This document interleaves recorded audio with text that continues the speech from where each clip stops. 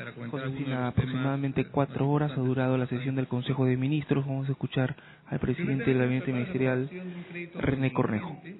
Que asciende a 275 millones de pesos aproximadamente, con YAICA, que es la cuarta línea de crédito que hemos concertado en los últimos meses, orientadas a estar en capacidad de una reacción rápida en el evento de que, por ejemplo, lo que el día de hoy ha sido anunciado, la posibilidad que exista o se dé un niño en el país. Esto es parte de la agenda de prevención que estamos desarrollando en distintos sectores, como por ejemplo a través del Ministerio de Vivienda, Construcción y Saneamiento, en lo que es el trabajo en las riberas de ríos, a efectos de que en el evento de mayores lluvias los ríos puedan discurrir sin afectar la infraestructura urbana y de saneamiento, lo propio en las zonas más rurales, que se lleva a cargo en la mano de gobiernos regionales y Ministerio de Agricultura, y así como esto, una serie de trabajos de prevención que nos permiten estar preparados para un eventual niño. De la misma manera, ya hemos activado los mecanismos de coordinación interministeriales para estar debidamente preparados para atender a las emergencias que pudieran suscitarse. Un poquito para dar más detalles sobre lo que es el niño y las informaciones que se han dado el día de hoy, le paso a el ministro de Producción para que les dé algunos alcances al respecto. Gracias, Premier. Buenas noches. Efectivamente, el ENFEN informó hoy día que había una alta probabilidad de que ocurriese un niño. Las mejores predicciones científicas en este momento sugieren que sea un niño de grado leve o moderado, en el sentido similar al que ocurrió el 2012. Y muy distinto posiblemente a los niños dramáticos de los años 83, 84, 97, 98. Naturalmente, en este momento las proyecciones son todavía preliminares.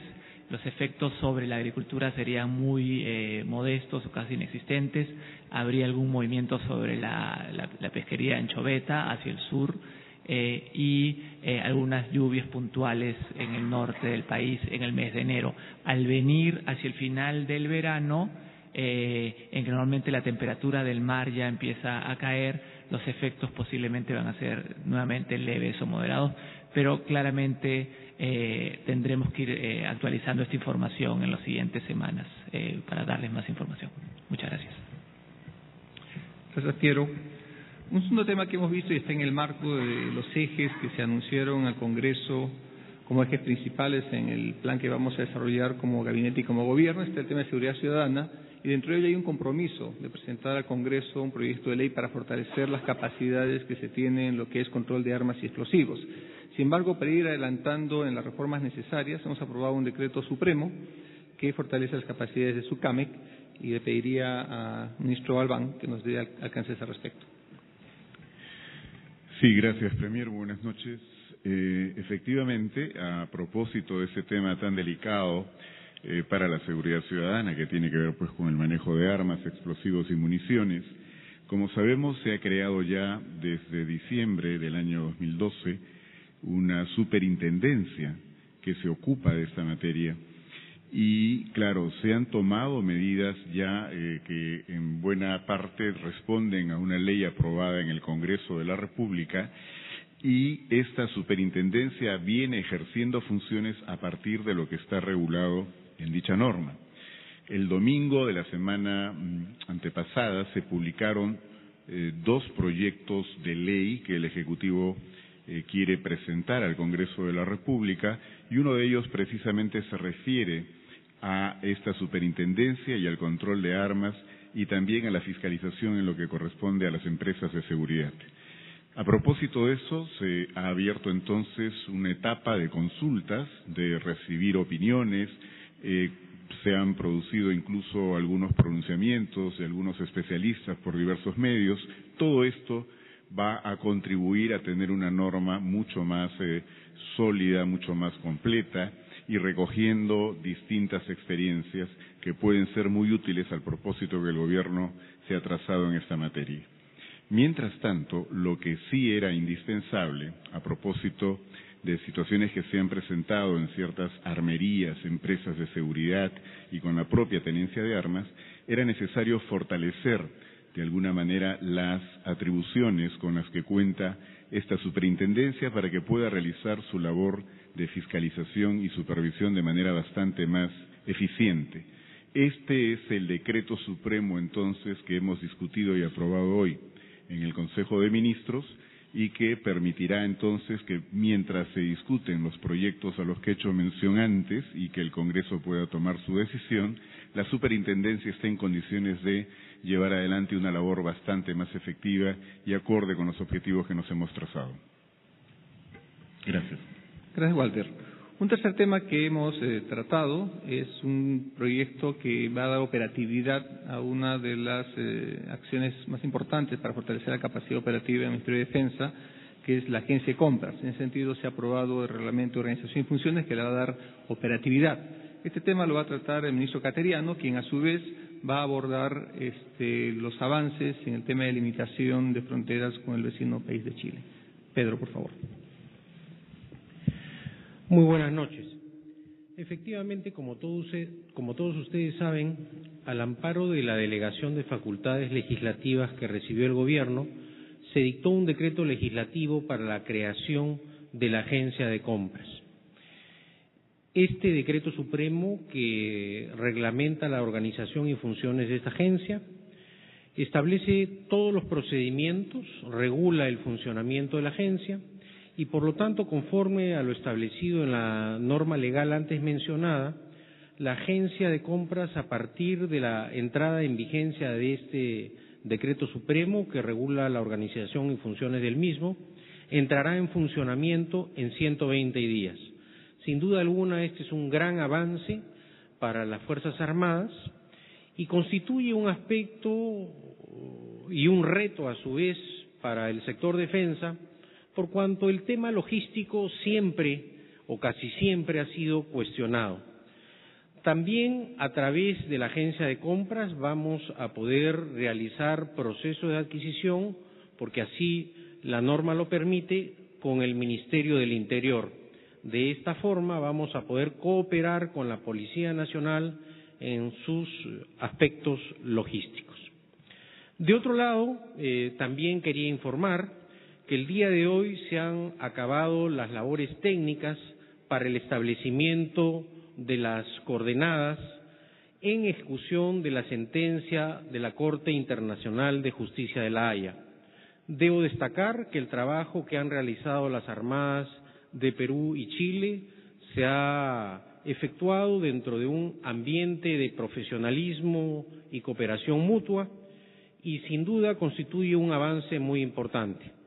El paso siguiente se dará los días 25 y 26 de marzo, en donde ocurrirá el intercambio de la información entre ambos países para la suscripción de la respectiva acta. Con esto, ambos países dan una muestra a la comunidad internacional del trabajo mancomunado y respetuoso del orden jurídico internacional que hemos realizado. Gracias. Y finalmente, un tema que ha sido un informe en el seno del Consejo de Ministros, hemos tratado el tema de minería ilegal. Como ustedes saben, el tema de minería ilegal se constituye en una de las fuentes de perturbación mayores en el tema de seguridad ciudadana. Por ello es que, si bien es cierto, ha habido esfuerzos históricamente desde 2001 para poder realizar una formalización en la actividad minera y de este modo poder evitar la informalidad en esta actividad, es recién a partir del 2012 que estamos teniendo avances significativos en esta materia que están permitiendo que los pequeños mineros puedan formalizarse. Es muy importante este combate que estamos haciendo contra la minería ilegal, en la cual separamos claramente aquello que es ilegal de aquellos pequeños mineros que se están formalizando en un proceso muy activo con una participación de gobiernos regionales, del gobierno nacional y una serie de elementos de ayuda, porque en el marco de esto es que ha sido anunciado un paro minero para el día de mañana y es importante entender el contexto en el cual se dan esta situación y para ello le voy a pedir al ministro de Ambiente que les dé un contexto de esta situación y a su vez hacia el final también les informará sobre los avances en la organización del COP20. Muchas gracias, muy buenas noches. Efectivamente, como ha señalado el Premier, el día de hoy uno de los informes ha girado alrededor del tema del seguimiento del proceso de formalización minera y del proceso de interdicción de la minería ilegal. Como ya señaló el Premier, el año 2001 se dio inicio a un primer proceso de formalización cuyos resultados fueron bastante negativos. Ese proceso, iniciado el año 2001, no generó la formalización que se pretendió y más bien muchos operadores ingresaron a convertirse en mineros ilegales, por lo cual en este gobierno, el año 2012, se tuvieron que tomar un conjunto de medidas orientadas a obtener resultados satisfactorios. Lo que podemos señalar al día de hoy, al año 2014, es que hay un conjunto de operadores que están formalizándose. Un dato que es importante que ustedes, señores periodistas, conozcan, es que hay 6.000 personas, entre personas naturales y personas jurídicas, más o menos 50-50, que han obtenido registro único de contribuyentes, lo que significa que se convierten en sujetos de tributos y muestran una clara voluntad de formalizarse. A su vez hay centenares de presentaciones de instrumentos de gestión ambiental correctivo, licencias de agua y las otras exigencias que el proceso de formalización demandaba. Quiere decir que el proceso de formalización ha funcionado, que el proceso de formalización tiene operadores caminando hacia el cumplimiento estricto de todo el marco legal y que el Estado seguirá apoyando a todos aquellos que estén en este proceso. El proceso de formalización es un proceso para actuar en el marco de la ley. Pero por otro lado, y eso también ha sido claro desde un inicio, como ha dicho el Premier, distinguiendo al informal del ilegal, el Estado seguirá interdictando a todos aquellos que desarrollan la actividad de manera ilegal, sea por estar en zonas prohibidas o usar maquinaria indebida o prohibida. Y en este proceso la interdicción ha sido la medida asumida y este proceso de interdicción ha permitido erradicar a un conjunto de operadores ilegales con absoluto respeto a los derechos de las personas, con absoluto respeto al derecho de los que estaban en estas áreas. Así, cada una de las labores de interdicción que se han desarrollado en regiones como Madre de Dios, como Puno, como Cusco, como Ica, Nazca y el caso de Chala, Arequipa, se ha hecho con presencia de los fiscales correspondientes, con presencia de autoridades administrativas de distintos ministerios y con presencia del Alto Comisionado para la Interdicción de la Minería Ilegal. Y en todos los casos, como por ejemplo en el caso de Arequipa, se ha hecho sobre información proporcionada por el Gobierno Regional de Arequipa. Fue el Gobierno Regional de Arequipa quien proporcionó con oficio escrito, señalando que estas 6 plantas que fueron interdictadas no cumplían con ninguna condición, en consecuencia eran operaciones de minería ilegal. Por eso es que les podemos asegurar que ese proceso de interdicción se hace siempre garantizando el derecho de todos. Todo esto para señalar que el proceso sigue y seguirá con las interdicciones a los ilegales, pero la formalización será siempre el mecanismo a partir del cual el Estado respalda a los operadores que cumplen la ley.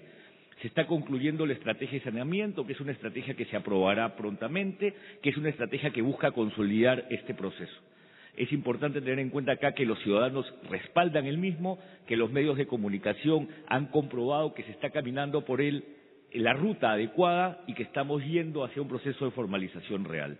Por eso la invocación es aquellos del proceso de formalización, aquellos que saben que están actuando en el marco de la ley, no se dejen engañar por procesos de paralización. El Estado siempre, como lo ha dicho desde un inicio, trabajará con ellos. Y aquellos que están en zonas indebidas o usan maquinaria prohibida deben retirarse porque la interdicción sobre ellos sí seguirá.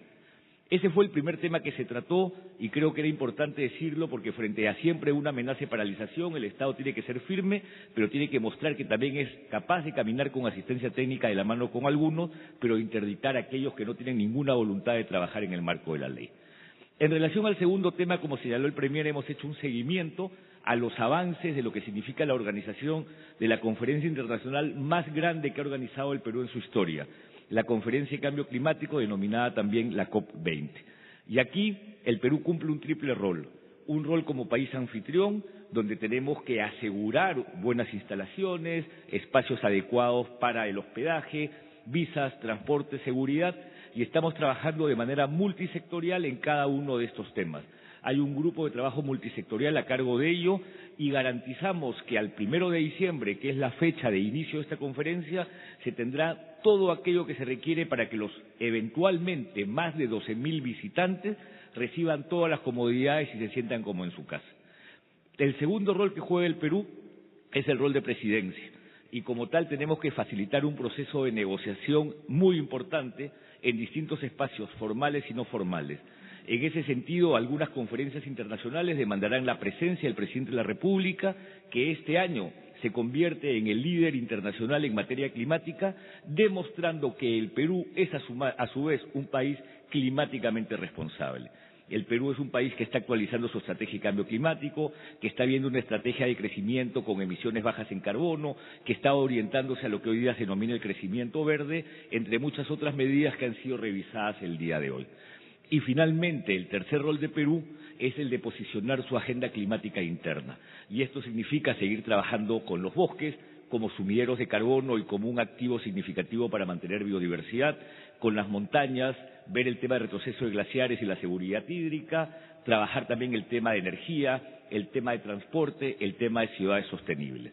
Entonces ha sido un Consejo de Ministros en donde hemos podido pasar revista y podemos asegurarle al Perú y le podemos asegurar al mundo que la Conferencia de Cambio Climático COP20 será un éxito, que el Perú estará presente y estará en los ojos de toda la comunidad internacional y que demostraremos que somos capaces de desarrollar y enfrentar retos de esta magnitud. Muchísimas gracias. Muchas gracias, señores periodistas. Estamos aquí a disposición si tienen a bien realizar preguntas. Premier, ¿cómo está? Buenas noches. Juan Carlos Portilla, de ATV. Hay una posibilidad de que haya un menor crecimiento en China que pudiera afectar el crecimiento peruano. Se habla incluso de una reducción sustancial. Y además este fenómeno del niño en ciernes. Ya usted ha dicho que hay una previsión de 275 millones de soles, pero hay otras previsiones que podría realizar el gobierno si es que será esta coyuntura de un menor demanda de materias primas, menor ingreso para el país. ¿Hay alguna, estudio o inyección de capital de repente internamente? Gracias. Bueno, las previsiones que se tienen respecto al crecimiento de China, de Europa, Estados Unidos, están incorporadas en el mediano plazo en el plan macroeconómico multianual y cada año se hacen ajustes y permanentemente se hace un seguimiento de estas variables. Las metas de crecimiento que se tienen para este año ya incorporan estos elementos. Un elemento contingente, sin embargo, que estamos siguiendo con mucho detenimiento, efectivamente, es relacionado con un eventual fenómeno del Niño. Es en ese sentido, como he señalado antes, que venimos tomando ya desde meses anteriores una serie de medidas, tanto en la parte operativa, de intervención en lecho de río, en drenes y otros temas, y por otro lado, tener a la mano estas herramientas financieras que son créditos contingentes que permiten actuar con mucha rapidez en el evento que un fenómeno del Niño, que como ya expresó el ministro de Producción, todavía no está confirmado, pudiera afectar la operatividad y la economía del país. Buenas noches, David Tolentino de Perú 21, señor primer ministro. Dos preguntitas. La primera es, ¿qué opina sobre esta propuesta del presidente para que el Congreso revise sus procedimientos respecto al otorgamiento del voto de confianza para los gabinetes? Y segundo, ¿cómo va a garantizar su gestión que la primera dama Nadine Heredia no tenga pronunciamientos respecto a temas del Ejecutivo? Bueno, el tema de lo que es la votación en Congreso es un tema jurídico que corresponde resolverse en el seno de ese poder del Estado. Y respecto del tema que mencionaba de la primera dama, es un tema que hemos expresado ya de manera amplia, cuál es el espacio y la posición del gabinete. Sí, buenas noches, señor primer ministro. Buenas noches. Bueno, sobre todo dirijo al ministro Albán. Anoche en una entrevista a una televisora local usted señaló que los índices de criminalidad van a estar altos, van a continuar siendo altos. ¿Hay preocupación respecto a eso y se está tomando alguna medida precisamente para poder combatir o prevenir que estos índices precisamente continúen de esa manera? Disculpe, pero no se escuchó su pregunta, disculpe usted. Preguntaba en relación a una entrevista que se le hizo al ministro Albán cuando afirmó que los índices de criminalidad iban a continuar siendo altos. Entonces la pregunta es si se están tomando medidas preventivas o se están enrumbando algunos temas que permitan reducir o detener precisamente esta tasa de criminalidad. Sí, antes de darle pie a Walter para que pueda ampliar eso, uno de los ejes centrales en la presentación al Congreso fue el tema de seguridad ciudadana. De hecho, el día de hoy hemos tratado este tema de minería ilegal que, como comentaba, está a la base de una serie de elementos que desatan situaciones de conflictividad y de violencia. De hecho, la minería ilegal está relacionada con más de una veintena de delitos. En ese sentido, reformas como la que estamos haciendo en lo que es formalización aportan a reducir de manera estructural la incidencia que hay de delitos. Pero por otro lado, y ha sido señalado también en el mensaje que dimos en el Congreso, hay una serie de medidas de corto plazo y de mediano plazo que van a permitir, por supuesto, aportar esto. Sin embargo, estoy seguro que Walter va a poder darles mayor precisiones al respecto. Sí, gracias, Premier. En el contexto de la conversación que sostuve ayer con la periodista Mariela Balbi, en efecto, se me preguntó si íbamos a poder reducir los índices de criminalidad. Lo que yo he sostenido, como cualquier persona responsable y seria en lo que va señalando, es que no podemos esperar resultados inmediatos de enorme diferencia. Es decir, el objetivo que ya estamos en este momento llevando adelante es la reducción de la criminalidad, por supuesto. Pero lo que decía también es que hay cuestiones muy importantes que debemos atender, que deben ser aprobadas en perspectiva de mediano y largo plazo para poder estar en condiciones de vencer a esa criminalidad. Un problema que se ha generado desde tanto tiempo antes y que nos ha encontrado en una situación disminuida para poder responder de acuerdo a lo que sería necesario, por ejemplo, con la actuación de nuestra policía. Requiere de medidas de en varias dimensiones, en varios aspectos que tienen que ser atendidos y que estamos atendiendo en este momento para poder hablar de resultados que sean definitivos. Por supuesto que parte de nuestra actuación en lo inmediato está planteado en términos de reducir los índices de criminalidad y en eso estamos trabajando. Noches, Liliana Rojas, del Diario La República.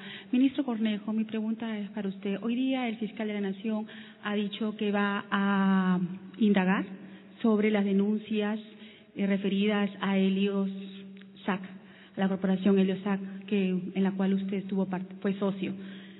¿Cómo toma usted este anuncio del fiscal? No, con mucha responsabilidad y con respeto. Y al respecto aprovecho la pregunta para precisar, acá de lo que estamos hablando es que se ha señalado que soy accionista de una empresa que estaría prestando servicios al Estado. Allí ha sido expreso en que efectivamente fui socio y dejé de ser socio, y eso está debidamente documentado y es público porque se puede verificar con inscripciones que se hicieron en registros públicos. Dejé de ser socio 10 meses antes de juramentar como ministro de Vivienda, Construcción y Saneamiento. Esto es en octubre de 2010.